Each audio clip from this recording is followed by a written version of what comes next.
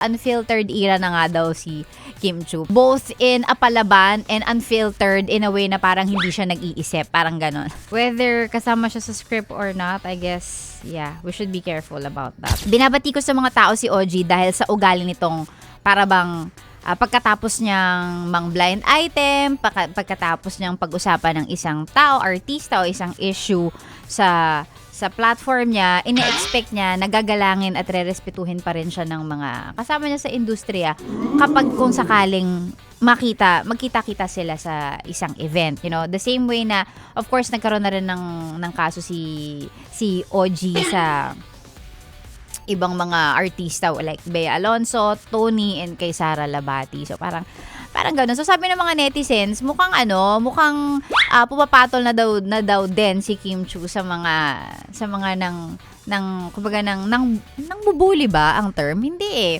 Sa mga nang babato ng issue din sa kanya. So, parang gano'n. Lumalaban na siya. Unfiltered era na nga daw si Kim Chu. Pero parang both in apalaban and unfiltered in a way na parang hindi siya nag-iisip. Parang gano'n. Unfiltered na hindi iniisip kung ano yung sasabihin. At the same time, unfiltered kasi sasabihin na niya at wala na siyang pake kung ano maging impact ng sasabihin niya. Parang ganon. So, hindi natin alam. Hindi ko mahanap kung ano exactly, kung ano yung ni-repost niya sa Twitter because hindi ako laging nasa platform na yun. Hindi ako masyadong fan ng X.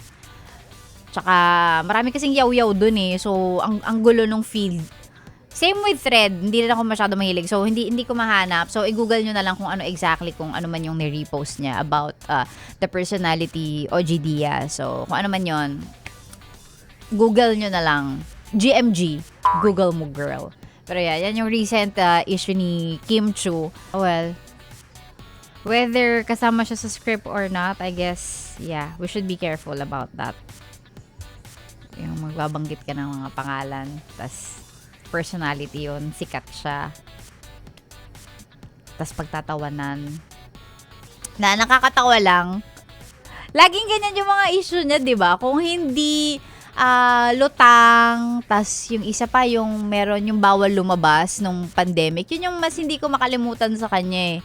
Kasi sobrang viral nun, ginawang kanta, kung ano-ano na, pinagkatuwaan ng mga netizens yung tungkol dun sa bawal lumabas kasi dapat may sinusunod tayong rules kaya bawal lumabas. Nung pandemic yun, alam ko, Kim Chu yun eh. Ano pang ginagawa mo dito, ha? Sinasabi ko na nga ba eh. Solid yes friend ka talaga. Dahil nandito ka na rin lang, sige na, Mag-like at mag-comment ka na. mag-subscribe ka na rin at i-click ang notification bell. Para mapasali ka sa mga kalokohan namin. Bawal na bawal mag-no dito, ha? Kasi yes to yes!